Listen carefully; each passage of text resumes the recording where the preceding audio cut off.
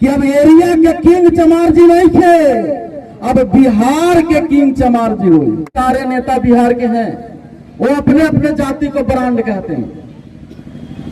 तेजस्वी यादव अहिरान brand, वो बोलते हैं कि अहिरान ब्रांड है तेजस्वी यादव।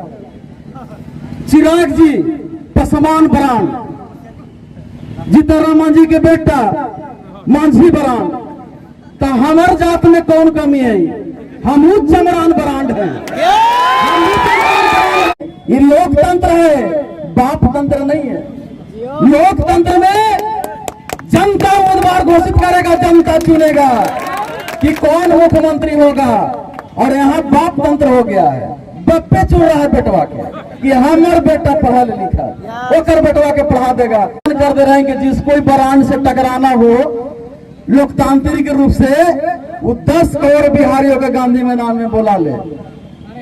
और एक तरफ तेजस्वी जी, चिराग जी और जीताराम मांझी के बेटा, और एक तरफ इस चमर वंश के मनोज भारती। और किसी भी मुद्दे पे चर्चा कर लो, चाहे संविधान पे, समाज पे, किसी भी नीति सिद्धांत पे चर्चा कर लो, 10 मिनट में ट्यूशन पढ़ा देंगे, 10 मिनट में। जिस जोश के साथ हमें साथ देने के लिए आए हैं, तो निश्चित रूप से मैं इस मंच के माध्यम से कहता हूं कि अब एरिया के किंग चमार जी नहीं थे, अब बिहार के किंग चमार जी हुए। आप लोग जिस उत्साह के साथ इस रैली में आए हैं, तो मैं ऐलान कर दे रहा हूं। और हमारे गायक है विकास, क्या नाम है, जो गाना गाए कि एरिया के किंग चमार जी चमरान जी कहा ले। अब कह रहे कि बाबू गैत के सुधार दियो। अब बिहार के किंग चमरान जी साथ है ना। और इस बात को मैं बोल रहा हूं तो कोई अन्यथा न लेंगे कि मनोज भारती चमरवाद कह रहा है। और ऐसे भी पूरे बिहार कहता है कि मनोज भारती चमरवादी है। लेकिन मंच से मैं उनको पूछता हूं कि सारे लोग, सारे नेता बिहार के हैं, वो अपने अपने जाति को ब्रांड कहते हैं। तेजस्वी यादव अहिरान ब्रांड, वो बोलते हैं कि अहिरान ब्रांड है तेजस्वी यादव। चिराग जी पसमान ब्रांड, जीताराम मांझी के बेटा मांझी ब्रांड। तो हमार जात में कौन कमी है? हम चमरान ब्रांड है। और बिहार में जो लड़ाई पीछे छूट गई थी, अब लड़ाई 10 कदम आगे होके होगा। और सबसे मजबूत ब्रांड है कि नहीं? विधायक एमपी नहीं, मुख्यमंत्री बनना है, विधायक एमपी नहीं।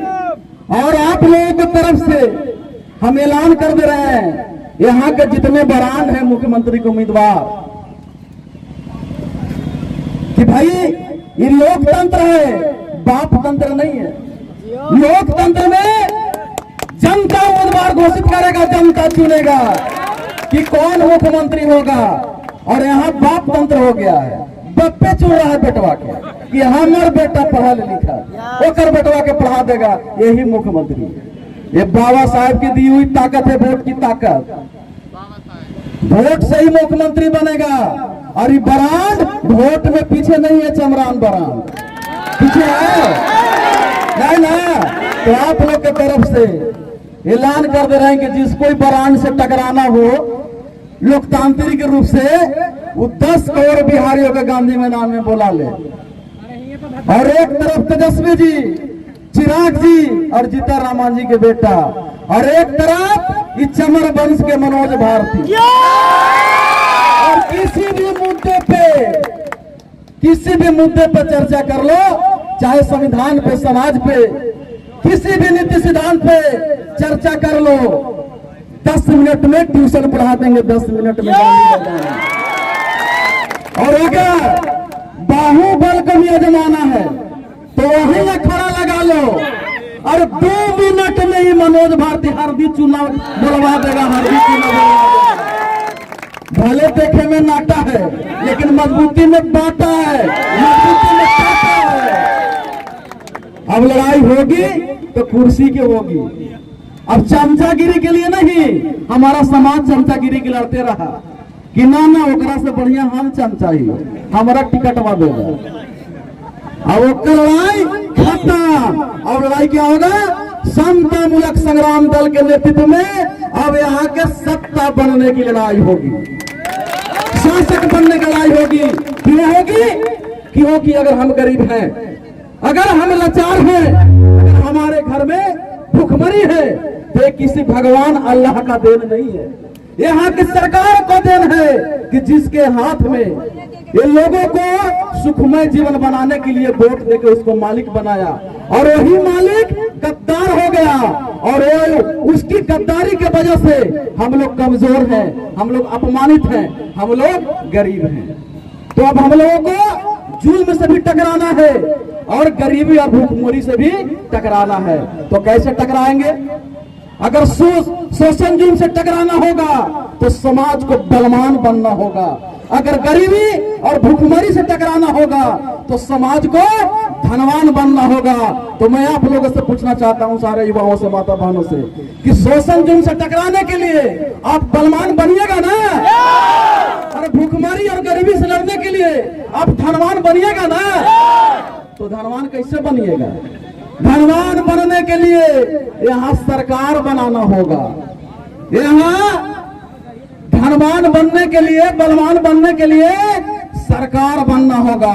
तो सरकार बनने के लिए बरांड तो हम बना दिए, चमरान बरांड। अब वोट आप लोग के देना है, वोट आप लोग के देना है। जब बरांडे पर लड़ाई होगा तो बरांडे पर हो, अगर जब नीति सिद्धांत पर भी लड़ाई होगा तो नीति सिद्धांत में ही बरांड पीछे नहीं है। अगर अम्बेडकर बात को कोई लागू कर सकता है तो ये चमार घर में पैदा लेने वाला मनोज भारती ही कर सकता है, बाकी किसी में हिम्मत नहीं है। क्योंकि हमने देखा है कि जिसे नेता बनाया है, अभी तो समाज को मैंने अधिकार और उस अधिकार बांटने वाला कुर्सी के लिए मैं विनती करने आया हूं, पर जिन्हें मिला है उनसे पूछिए कि जब समाज पर शोषण जुल्म होता है तो वो जाति के नाम पे वहां आंसू बहाने जाते हैं। चाहे चिराग पासवान जी हो, चाहे जीताराम मांझी के बेटा हो, कोई हो, अगर ये बताए कि अगर किसी रजक पे मुसीबत आया, किसी चौधरी के घर में मुसीबत आया, किसी चमार के घर में मुसीबत आया, किसी कहार और कुम्हार के घर में मुसीबत आया, तो कभी इन लोग गए? नहीं गए, नहीं गए। आप एक ही जाति के घर में गए।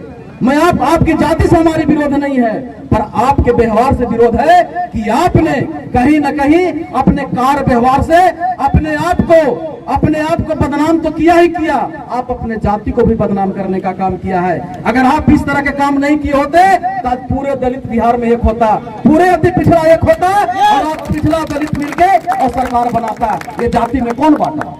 ये जाति में बांटने वाले जो बिहार के स्थापित नेता थे वो बांटे। तो जैसे बड़का भैया रास्ता देखावा वैसे छोटका भैया चलबो, पहले तू चल रहा तो पीछे पीछे हम चल। तो हमरा कहते हैं कि चमरवादी है, तब पहले तू ना जातिवादी कर ला। जब आपके जात पर कोई हमला हुआ तो आप न्याय के लिए गए। जब रजक पासी और चमार के घर में, कुम्हार के घर में कोई हमला किया मनवादी लोग या कोई दबंग लोग, तो आप आंसू बहाने नहीं गए। और अब जब हम लोग, लेकिन एक याद रहे कि जिस जाति में हमने पैदा लिया वो जाति समतामूलक की बात करता है। उन लोग ने जो गलती किया वो गलती हम करने वाले नहीं है। समाज में किसी जाति पर मुसीबत होगा तो सबसे पहले मनोज भारती खड़ा होगा, सबसे पहले समतामूलक संग्राम दल खड़ा होगा, बिना जाति देखे हुए। लेकिन ये समझना होगा कि अगर बाबा साहब को सपना पूरा करना है, संत शिरोमणि गुरु रविदास जी के सपना को पूरा करना है, जो इन्होंने कहा था कि ऐसा चाहूं राज में जहां सभी को मिले अन्न, छोट बड़ सब सम बैठे रविदास रहे प्रसन्न। यानी जो गुरु महाराज जी हैं वो कह रहे हैं कि हमको राज चाहिए, राज के सिवा और कुछ नहीं चाहिए। अगर राज मिल जाएगा तो हम शिक्षा भी बहाल कर देंगे और रोजगार भी बहाल कर देंगे, और बिना सरकार की, बिना सत्ता की एक पत्ता भी नहीं हिलता। अगर बाबा साहब को पढ़ने का मौका मिला, अगर संत महाराज जी संतों में अगर संत हुए तो ये सब कहीं ना कहीं सत्ता का ही खेल था। बाबा साहब अपने कलम से, उनको कलम पर हाथ में धरने का मौका और कॉपी किताब पढ़ने का मौका कब मिला? जब इस देश की सत्ता ने, चाहे अंग्रेज की सरकार हो चाहे किसी का सरकार हो, उसने साथ दिया, बाबा साहब को पढ़ने का अधिकार दिया।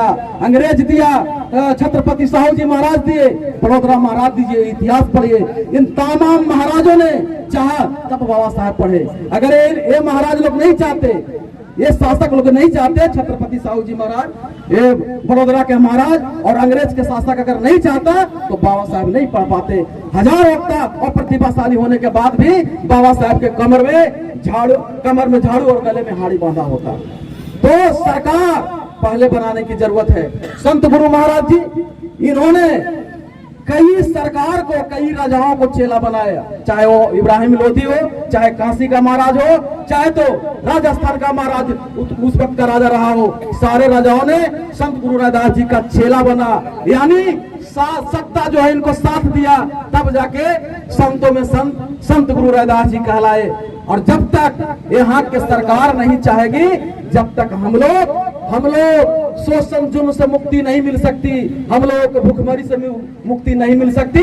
पर यहाँ के सरकार चाहता ही नहीं है, बल्कि यहाँ की सरकार चाहता है कि तमाम दबे कुचले लोग गरीब हो जाए, तमाम जो गरीब लोग कमजोर लगे और गरीब और कमजोर हो और इन पे लगातार शोषण जुल्म हो। यही के सरकार के राज में सारे किसान गरीब हो गए, सारे गरीब लोग और बेरोजगार हो गए, और अडानी और अमानी और अमीर हो गया। ये कैसे हुआ? तो ये सरकार का देन है। सरकार नहीं हम लोगों का पैसा अडानी अवानी का देने का काम किया, हम लोग से छीन के। अगर सरकार हमारी होती या हम लोग के होगी, तब वहां से पैसा छीन के अपने गरीबों लोगों को देने का काम करेंगे।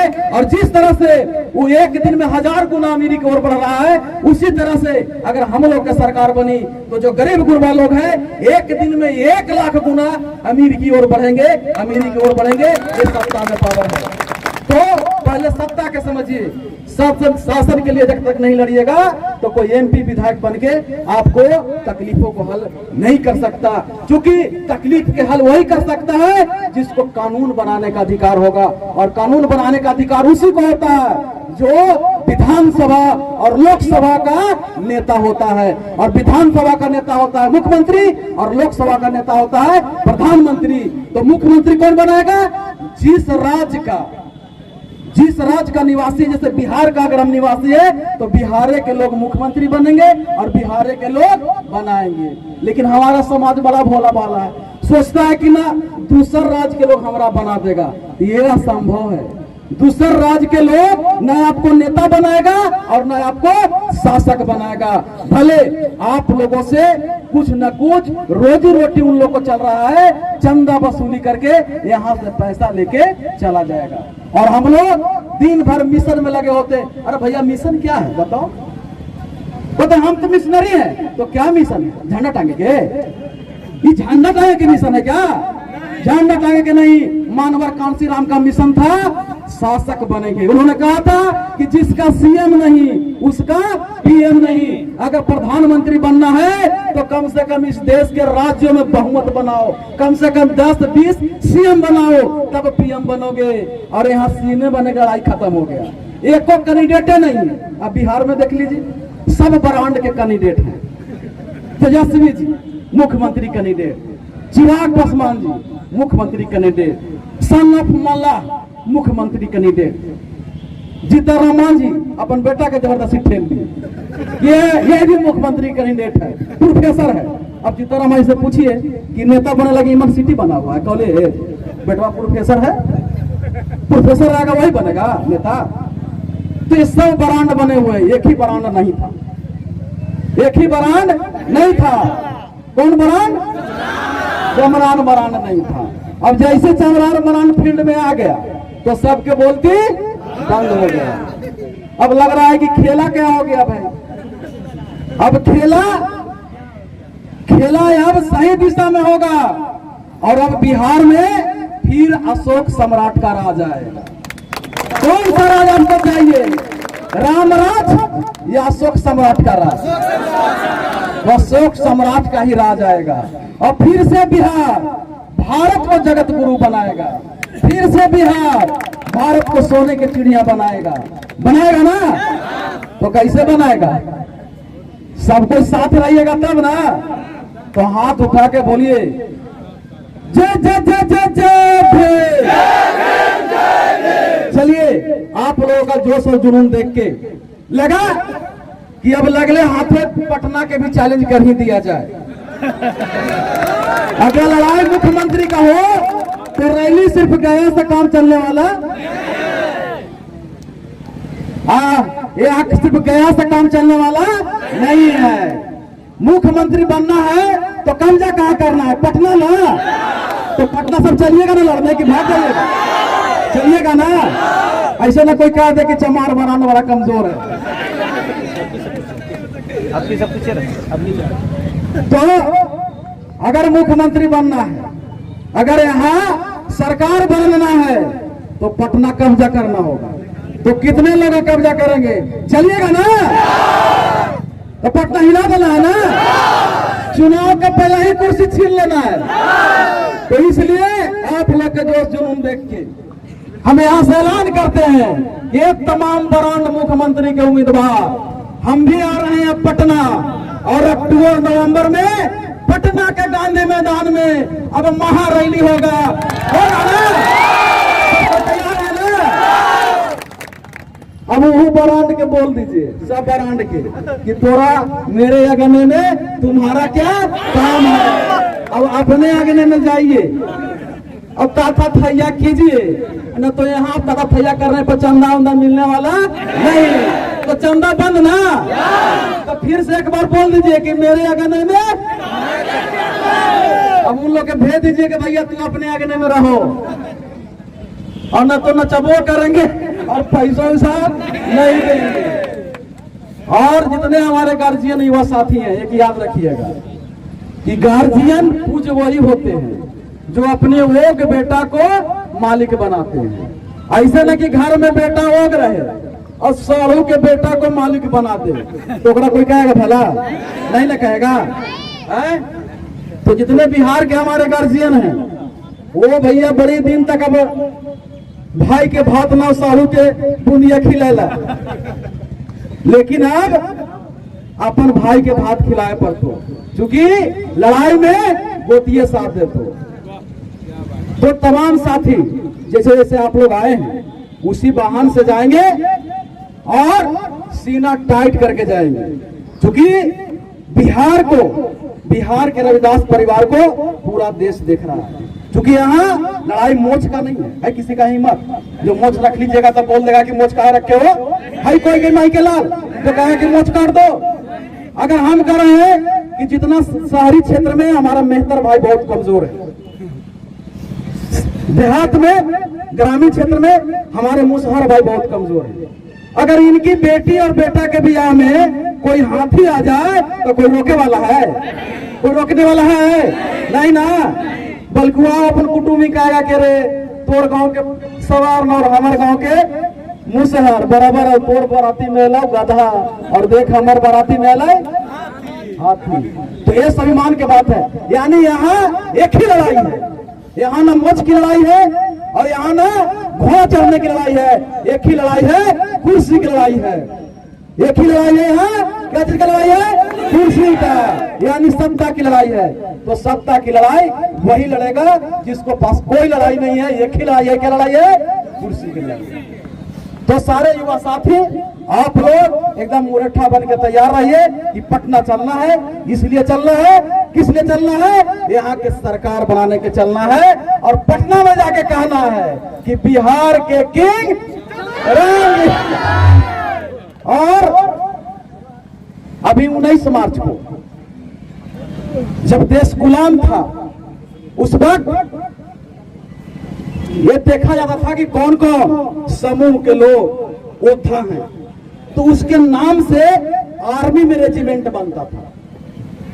तो चमार रेजिमेंट भी बना और सबसे खतरनाक सेना जापान की होती थी, उससे कोहिमा युद्ध हुआ, इतिहास में पढ़ना है। तो ये चमार रेजिमेंट था, उस युद्ध में चुटकी पर कोहिमा युद्ध जीत लिया था, जापान को हरा दिया।